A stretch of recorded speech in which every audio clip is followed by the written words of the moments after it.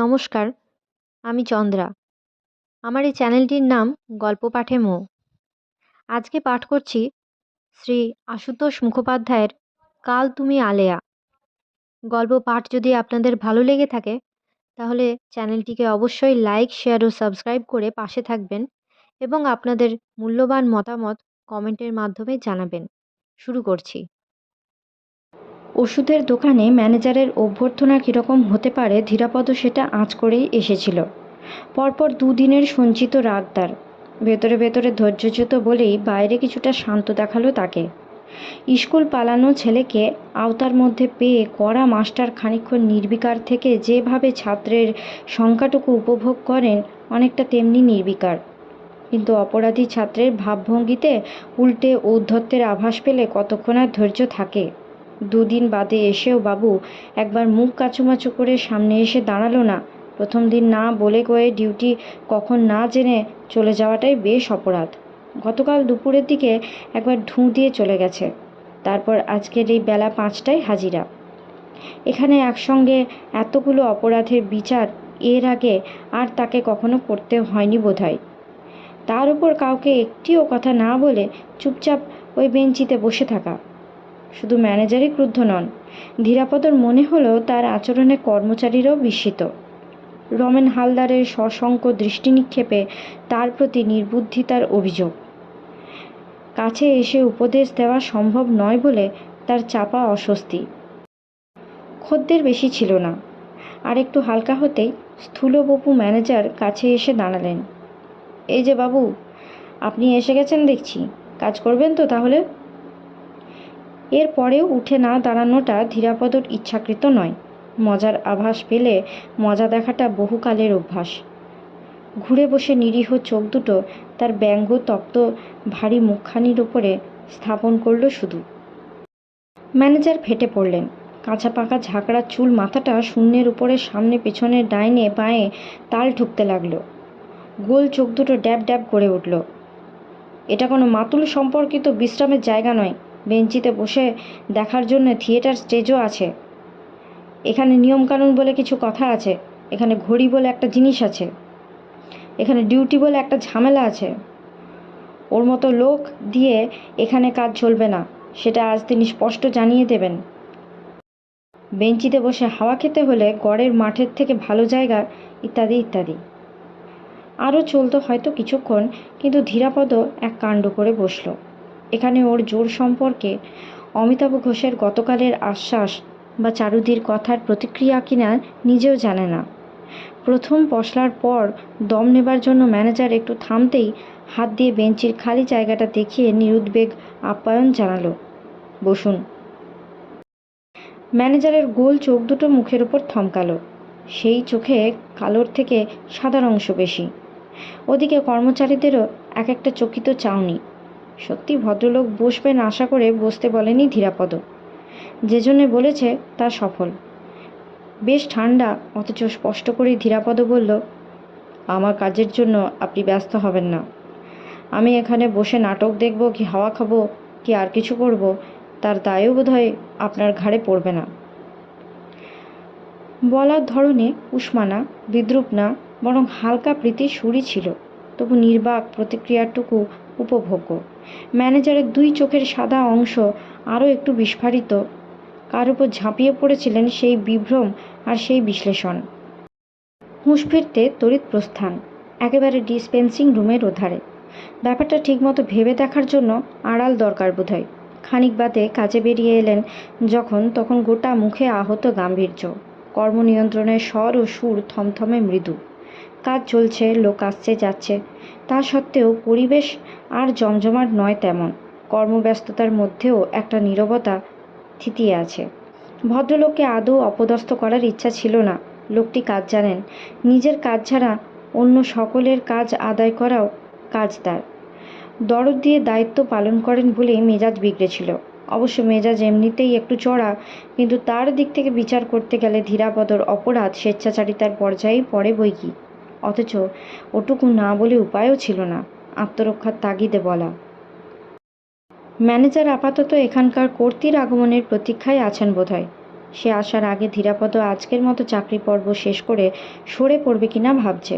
সেদিন রাতে লাবণ্য সরকার তার হাতে ওকে সঁপে দিয়েছিল, সে কথা মনে হতে আবারও না বোঝাপড়ায় এগিয়ে আসেন ভদ্রলোক। আবারও এলেন বটে, তবে বোঝাপড়া করতে নয়। মৃদু ভাব, শুকনো আর বিব্রত। জানালেন, বড় সাহেব টেলিফোনে এখনই একবার তাকে বাড়িতে দেখা করতে বলেছেন। বড় সাহেব মানে হিমাংশু মিত্র। দোকান শুদ্ধ কর্মচারীর কাছে এ ধরনের আহ্বান অভিনব ব্যাপার। একটু আগেই ম্যানেজারের সঙ্গে যে বচন বিনিময় হয়ে গেছে, তেমন চতুর হলে ধীরাপদর এরপর মুখে নিষ্পৃহ গাম্ভীর্যের পালিশ চড়িয়ে উঠে আসার কথা। তার বদলে সে নিজেও হকচকিয়ে গেল। একটা নীরব প্রহসনের মধ্যে নীরবে গাত্রোত্থান। বড় সাহেব ডাকলে ট্যাক্সিতে ছোটার রীতি জানে না। ধীরাপদ ট্রামেই উঠল। এই ডাকের পেছনে চারুদির তাগিদ বোধ হয়। অমিতাভ ঘোষও বলে থাকতে পারে, বলবে বলেছিল। ধীরাপদর হাসি পাচ্ছে। ভাত নাকি পেট খোঁজে না, ওর বেলায় তাই খুঁজছে যেন। মানকে নিচেই ছিল। একগাল হেসে জোড়হাত কপালে ঠেকিয়ে আনত হলো। বাবু ভালো আছেন? চলুন ওপরে চলুন, বড় সাহেব ঘরেই আছেন, আপনি এলে শটা নিয়ে যেতে বলেছেন। ধীরাপদ সিঁড়ির দিকে এগাল। মানকে সবিনয়ে অনুগামী। আপ্যায়নের বিনিময়ে একটা কুশল প্রশ্ন করা উচিত। ধীরাপদ জিজ্ঞাসা করল, তুমি ভালো তো? বিগলিত। শ্রীচরণের আশীর্বাদে ভালোই বাবু। গলার স্বর নামল একটু। আপনি সেদিন চলে যেতে কেয়ারটেক বাবু সেদিন আর আমাকে নিয়ে ঘাটাঘাটি করেন। দোস্ত আসলে তেনারই। আপনি এ বাড়িতে থাকতে পারেন বলে তেনাকে সেদিন ঘাবড়ে দিতে বাসনা করেছিলেন, তাই না বাবু? খুব জব্দ। হে। হিহি শব্দে চাপা হাসি। বড় সাহেবের সামনে উপস্থিত হতে চলেছে, মনে মনে সেই প্রস্তুতির একটু অবকাশও পেল না ধীরাপদ। বাসনা করা শুনে হেসে ফেলল। মানকের এই ফুর্তিও খুব সতোৎসারিত মনে হলো না। যথার্থ কি বাসনা করেছে? এই স্বল্প সুযোগেও সেটুকুই উপলব্ধির চেষ্টা হয়তো। উপরে উঠে আজ আর মায়ে নয়, ডাইনের অন্দরমহলে এনে হাজির করা হলো তাকে। একটা বড় ঘরের দোরগোড়ায় বিনয় নম্র মূর্তিতে কেয়ারটেকবাবু দাঁড়িয়ে। প্রথম তৎপর আহ্বান তারই। আসুন আসুন, সাহেব ভেতরে আছেন। সঙ্গে করে ভেতরে নিয়ে এলো। অন্দরমহলের বসবার ঘর এটি। সেই ঘরের ভেতর দিয়ে আরও গোটাকতক ঘরের আভাস। এ ঘরে দামি সোফা সেট, ডেক চেয়ার, পুরো গদির সাময়িক বিশ্রাম সজ্জা, দেয়ালে বড় বড় অয়েল পেন্টিংয়ের ছবি। হিমাংশু মিত্র ইজি চেয়ারে গা ছেড়ে দিয়ে খবরের কাগজ দেখছিলেন। কাগজ সরালেন। বসো। ইজি চেয়ারের হাতলের উপর থেকে পাইপটা নিয়ে দাঁতে চাপলেন। কেয়ারটেকবাবু তাড়াতাড়ি এগিয়ে এসে পাইপে অগ্নিসংযোগ করে দিল। পাইপ ধরতে একবার তিনি তার দিকে তাকালেন শুধু। সেটুকু নির্দেশ কিছু। সঙ্গে সঙ্গে কেয়ারটেকবাবুর প্রস্থান। ধীরাপদর অস্বস্তি এক ধরনের। এইটুকু থেকে মনোভাব বুঝে নিতে আর এরকম আনুগত্য রপ্ত হতে কতদিন লাগে? তুমি কাজের জন্য খুব ব্যস্ত হয়ে পড়েছ শুনলাম। অমিতাভ নয়, চাবি তাহলে চারুদি ঘুরিয়েছেন। ধীরাপদ নিরুত্তর। নীরবতা নিরাপদ। কাজের জন্য চিন্তা নেই। হিমাংশু মিত্র অত্যুৎসাহের রাশ টানার মতো করে বললেন, একবার কাজে লাগলে কাজের শেষ নেই। আমাদের মেডিকেল হোম, ফ্যাক্টরি সব দেখেছ? ঘাড় নাড়ল। দেখেছে। হিমাংশু মিত্র ভাবলেন একটু। যোগ্যতার দিকটাই স্মরণ করার চেষ্টা সম্ভবত। এতদিন কি করেছে না করেছে আবারও সেই প্রশ্ন দু একটা। কবিরাজি ওষুধ আর বইয়ের বিজ্ঞাপন লিখেছে শুনে হেসে মন্তব্য করলেন, ওই বিদ্যে এখানেও কাজে লাগতে পারে, তবে তার জন্য কিছু অভিজ্ঞতা আর কিছু পড়াশোনা দরকার। এটা সেটা দু চার কথা আরও। কথা উপলক্ষ মাত্র। মোটা চশমার ওধার থেকে ঈষৎ কৌতুক প্রচ্ছন্ন একটা যাচাইয়ের দৃষ্টি সরাসরি ধীরাপদর মুখের উপরে পড়ে আছে সেই থেকে। শেষে জানালেন, মাসের এই বাকি 12-14 দিন মেডিকেল হোমেই বসতে হবে ওকে। সেখানে কিভাবে কাজ চলছে না চলছে সব কিছু বুঝে নেওয়া। ব্যবসা আর অ্যাডমিনিস্ট্রেশন দুই।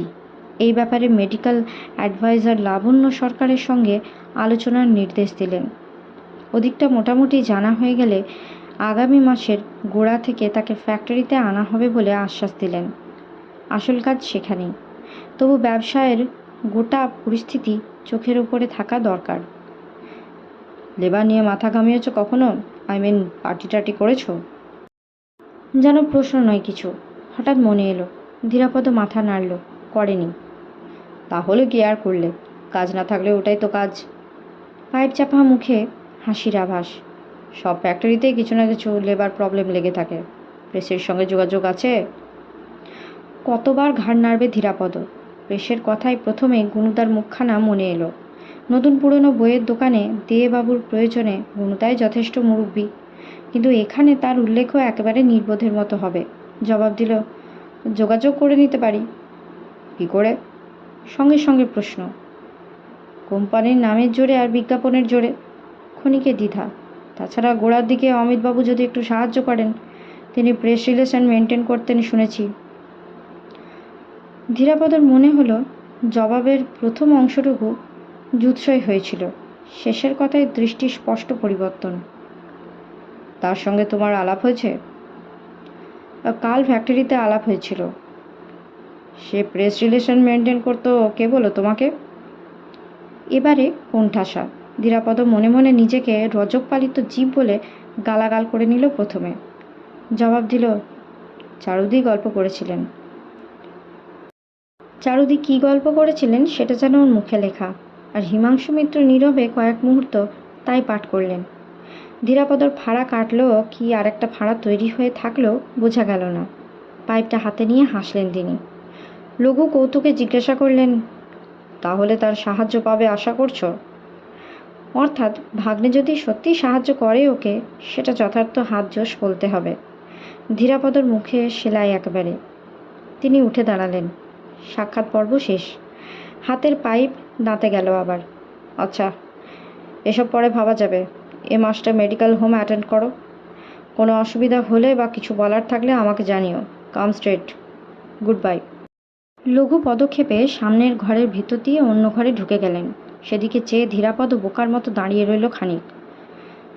তার শেষের এই আন্তরিকতাটা চাপা বিদ্রুপের মতো লাগলো কানে। Medical home. আজ আর সেখানে না ফিরলেও চলতো, কারো কাছে জবাবদিহিও করতে হতো না। তবু বাইরে থেকে এসে আবার সেইখানেই ফেরার তাগিদ অনুভব করছিল ধীরাপদ। খোদ বড় সাহেবের পরোয়ানা জাহির করার জন্য নয়, কিন্তু এই পরোয়ানার জোর ছিল একটু। কাল আবার ম্যানেজার আর কর্মচারীদের নাকের ডগায় সঙ্গের মতো বসে থাকার চেয়ে আজই গিয়ে দাঁড়ানো ভালো। হিমাংশু মিত্র লাবণ্য সরকারের সঙ্গেই আলোচনা করতে বলেছেন। রোগীর ভিড় এড়ানোর জন্য বেশ খানিক্ষণ বাইরে ঘোরাঘুরি করে কাটিয়ে একটু রাত করেই দোকানে এসে ঢুকলো। দোকানের ভিড় কিছুটা হালকা তখন, বেঞ্চিতে রোগীর সংখ্যাও নামমাত্র। ম্যানেজার এক নজরে যতটুকু দেখা সম্ভব দেখলেন, তারপর কাজে মন দিলেন। কর্মচারীরা কাজের ফাঁকে ফিরে ফিরে তাকালো। রমেন হালদার তার সামনে খদ্দের ভুলে হাঁ করে চেয়ে রইল তার দিকে। রোগী ডাকতে এসে লাবণ্য সরকারও দেখল। সেই দেখা থেকে ধীরাপদর অনুমান ম্যানেজার তার কাছে যতটুকু নিবেদন করার করেছেন। শেষ রোগীটি বিদায় হবার পর আলোচনার জন্য ধীরাপদকে এগোতে হলো না, তারই ডাক পড়ল। বেয়ারা এসে মেম সাহেবের তলব জানালো। ধীরাপদর নিজে থেকে সামনে এসে দাঁড়ানোর সংকোচ গেল। লাবণ্য সরকার চেয়ারে গা ছেড়ে দিয়ে বসে আছে, একটু অবসন্ন। এতক্ষণের ধকলের পর একটু শ্রান্তি স্বাভাবিক। টেবিলের ওপরে স্টেথোস্কোপটা সাপের মতো কুণ্ডলি পাকানো, এধারে সেই মোটা ব্যাগটা। দরজা ঠেলে ভেতরে ঢুকতে লাবণ্য শিথিল দৃষ্টি ওর মুখের উপরে আটকালো। মুখ দেখে তার আজকের ব্যবহারের তাৎপর্য বোঝার চেষ্টাটা লক্ষণ দেখে রোগ বোঝার চেষ্টার মতো। কি ব্যাপার বলুন তো? ম্যানেজারকে নাকি আপনি আজ কী সব বলেছেন শুনলাম। সামনে দুটো চেয়ার খালি, অথচ বসতে বলেনি। আগের দিনও বলেনি। ইচ্ছাকৃত উপেক্ষা নাও হতে পারত। অধস্তনদের এখানে এসে বসাটা রীতি নয় হয়তো, কিন্তু আজ ধীরাপদ চেয়ার দুটোর এই শূন্যতার বিদ্রূপ বরদাস্ত করল না। একটা চেয়ার টেনে বসল, আর একটা চেয়ারের কাঁধে একখানা বাহু ছড়িয়ে দিল। তারপর হাসি মুখে জবাব দিল, ম্যানেজারবাবু হয়তো অসন্তুষ্ট হয়েছেন, কিন্তু আমি তাকে একটুও অসম্মান করতে চাইনি। আমার কাজের দায়িত্ব তাকে নিতে হবে না, এই শুধু বলেছি। লাবণ্য সরকার তার বসাটা লক্ষ্য করেছে, অন্য চেয়ারে হাত ছড়ানো লক্ষ্য করেছে, তার জবাবের অকুণ্ঠ ভঙ্গিও লক্ষ্য করেছে। এরই সামনে সেদিন ফ্যাক্টরির কন্ট্রোল রুমে অমিতাভ ঘোষের ব্যঙ্গ বিদ্রুপে নিজের বিলম্বিত পরিস্থিতিটাও এরই মধ্যে ভোলেনি বোধহয়। আপনার কাজের দায়িত্ব কে নেবেন তাহলে? সে তো জানি না। ধীরাপদকে যেন জব্দ করা হয়েছে, মুখে চোখে সেই রকমই সরল ব্যঞ্জনা। আপনি নিন না। প্রতিক্রিয়া যাই হোক, ওজন না বোঝা পর্যন্ত কর্তৃস্থানীয়া মহিলাটি সংযমের উপরে দখল আছে। হিমাংশু মিত্র টেলিফোনে ওকে বাড়িতে দেখা করতে বলেছেন, ম্যানেজার সেই খবরও জানিয়েছেন নিশ্চয়ই। কিন্তু প্রথমেই সে প্রসঙ্গে কিছু জিজ্ঞাসা করলে পাছে মর্যাদা দেওয়া হয়, তাই হয়তো ম্যানেজারের অভিযোগটাই প্রথমে উত্থাপন করেছিল। মিস্টার মিত্র আপনাকে ডেকেছিলেন কেন? প্রশ্নটা চাপা আনন্দের কারণ। জবাব দিল, এখানে কিভাবে কাজ চলছে সব দেখে রাখতে বললেন, আর আপনার সঙ্গেও আলোচনা করতে বলেছেন। কি আলোচনা? কি দেখব, কিভাবে কাজ শুরু করব সেই সম্বন্ধে। মাসের এই বাকি কটা দিন মাত্র সময় আছে দিয়েছেন। তারপর কি? তারপর অন্য কাজ দেবেন বোধহয়। হিয়ালির মধ্যে পড়ে লাবণ্য সরকারের মুখে বিরক্তির কুঞ্চন স্পষ্ট হয়ে উঠল এবারে। বলল, কি জানি কি ব্যাপার, আমি কিছু বুঝতে পারছি না। সেটুকুই কাম্য ছিল ধীরাপদর। নিজের সহজতায় নিজেই পরিতুষ্ট। মহিলার বিরক্তির জবাবে নিরীহ কুণ্ঠা প্রকাশেও ভেজাল নেই। বুঝতে না পারার অপরাধ যেন ওরই। তারপর সাদাসিধে একটা প্রস্তাব করল, আর টেলিফোনে মিস্টার মিত্রের সঙ্গে একবার কথা বলে নেবেন। কথা এরপর বড় সাহেবের সঙ্গে বলবে কি কার সঙ্গে বলবে ধীরাপদ ভালোই জানে। সে কথা যে তার দিক থেকে খুব অনুকূল হবে না সে সম্বন্ধেও প্রায় নিঃসংশয়। কিন্তু প্রস্তাবনার আপাত প্রতিক্রিয়া রসোত্তীর্ণ। কি করবে না করবে সেটা এখনকার কারোর মুখেই শুনতে অভ্যস্ত নয়। কয়েক মুহূর্ত নিষ্পলক দৃষ্টি গাম্ভীর্যে লাবণ্য সরকার সেটুকুই ভালো করে বুঝিয়ে দিল। উঠে দাঁড়িয়ে ব্যাগটা টেনে নিয়ে তার মধ্যে স্টেথোস্কোপ রাখার ফাঁকে আবারও তাকালো। সকলের চোখের উপর দিয়ে সকলের আগেই ধীরাপদ দোকান ছেড়ে বাইরে চলে এলো। ফুটপাত ঘেঁষে লাবণ্য সরকারের জন্য গাড়ি দাঁড়িয়ে। কোম্পানির সেই ছোট স্পেশাল ওয়াগন। ধীরাপদ পা চালিয়ে এগিয়ে গেল। এভাবে বেরিয়ে আসাটা ঠিক হলো না হয়তো, কিন্তু বসে থেকেই বা কর্তব্যই। লাবণ্য সরকার ছাড়াও আর যারা আছে সেখানে এই নাটকের পর তাদের জন্য অন্তত খানিকটা রিলিফ দরকার। কাল আবার আসতে হবে সেই চিন্তাও অলক্ষ্য অস্বস্তির মতো। কালকের কথা কাল, আজকের সমস্ত ব্যাপারটা রসিয়ে রোমন্থন করার মতো। ম্যানেজারের মুখ বন্ধ করা, হিমাংশু মিত্রের ডেকে পাঠানো, লাবণ্য সরকারের কর্তৃত্বের মুখোমুখি দাঁড়ানো। পরে যাই হোক, আজ অন্তত সকলকে ভাবিয়ে আসতে পেরেছে। এই কটা দিনের অবহেলার জবাব দিয়ে আসতে পেরেছে। কিন্তু স্নায়ুজ প্রগলভতা ঠান্ডা হওয়ার সঙ্গে সঙ্গে তুষ্টির বদলে একটা অস্বাচ্ছন্দ্য উঁকিঝুঁকি দিচ্ছে কোথায়। মনে হচ্ছে আগাগোড়ায় ছেলে মানুষই করে এলো। আসলে মনের অগোচরের একটা সুপ্ত বাসনায় আঁচ লেগেছিল। সেই আঁচে পুরস্কারের রং ধরেছিল। তাই নিজেকে এভাবে জাহির করার তাগিদ। নইলে কেই বা তাকে অবহেলা দেখাতে গেছে, আর কার সঙ্গেই বা তার রেষারেষি। আগে পথ চলতে প্রায় প্রতিটি লোকের মুখে রেখা চোখে পড়ত। সেই রেখা ধরে প্রবৃত্তি বৈচিত্র্যের অনেক হিজিবিজি নকশা আঁকত। একে নিরাসক্ত দ্রষ্টার মতো চেয়ে চেয়ে দেখত। চারুদির সঙ্গে দেখা হওয়ার পর থেকে এই দেখার আনন্দে ছেদ পড়েছে। আজ নতুন সূচনার চতুষ্পথে এসে সকলকে ছেড়ে ধীরাপদর নিজের দিকেই চোখ গেল। ধীরাপদ থমকালো একটু। আজকের মতো গল্প পাঠ এই পর্যন্তই। নিয়ে আসবো পরবর্তী অংশ পরবর্তী ভিডিওতে। সকলে ভালো থাকবেন, সুস্থ থাকবেন এবং পাশে থাকবেন। নমস্কার।